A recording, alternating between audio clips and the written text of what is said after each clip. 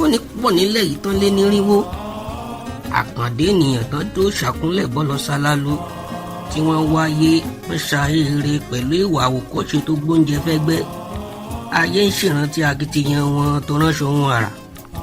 Bí a bá ń sọ̀rọ̀ Ṣàngó a gbọ́dọ̀ fi tọ̀yà ṣe. Bí a bá ń wí Tógun Ilé Ifẹ̀ a ò gbọ́dọ̀ gbàgbé Mọ́remí.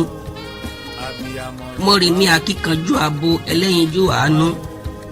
Obìnrin bí ọkùnrin amọ́lẹ́wà bí ọ̀kín. Ogun ò rí bí iyán ó dà kò dàbí àmàlà ń jọ aláyé ti dáyé. Àsìkò ogun ò rí bí ká sùn tayọ ẹni ká tó máa rán. Ogun Ìgbò ló tún wọlé Ifẹ̀ làwọn alágbára bá ń sá kíjokíjo. Àwọn akọni sa ipá pin.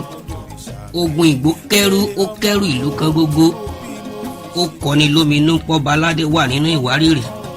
Àwa lè ẹni náà tó dìde fúnfẹ̀ tífẹ̀ fi borí ogun lọ́jọ́ sí. Àtẹ̀yìntọ̀ ló ṣe bí akọni tán fi jagun àjàṣẹ́tẹ̀. Mọ́remí jẹ́jẹ́ fódú ẹ̀sìn mìrìn kífẹ̀ tó mórí bọ́. Oníní ọlọ́nà dẹ ni wọ́n ń kó lẹ́rú torí ìdáǹdè ọmọ Odùduwà. Ìlú ń ró kólákólá àgàdà ìjó ń sọ lọ́wọ́ takọtabo. Mọ́remí kóhun tẹ́nu ń jẹ lógúnlógún. Ó kó bí àtẹrùn ọ̀sìn lọ́gbọ̀nlọ́gbọ̀n láti sẹ ẹ̀jẹ̀ fódú ẹ̀sìn mìrìn fórí tó ṣe. Odò yìí mọ̀ gbójú pọ́n Mọ́remí kó tó finú ṣoyún. Ó wà nípò àgàn fọdún pípẹ́ kó tó fi ọwọ́ oṣù pọmọ lára. Ọmọ kan ṣoṣo yìí lódò ẹ̀sìn mìíràn béèrè fún láìwo ti kúnlẹ̀ abiyamọ. Olórógbó dohun ẹbọ kílù lè rójú. Ogún náà kan gbòǹgbò Mọ́remí bọ́ sómi ó ṣe ni ní kàyéfì. Onínúure ènìyàn wọlé sùn láì fọmọ sáyé lọ.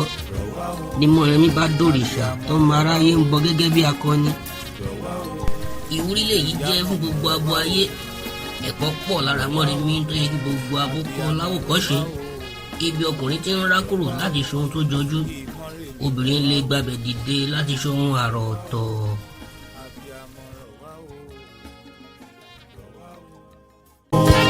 Abiyamọ rọ̀ wá o, rọ̀ wá o, ìmọ̀ràn mi rọ̀ wá o, rọ̀ wá o.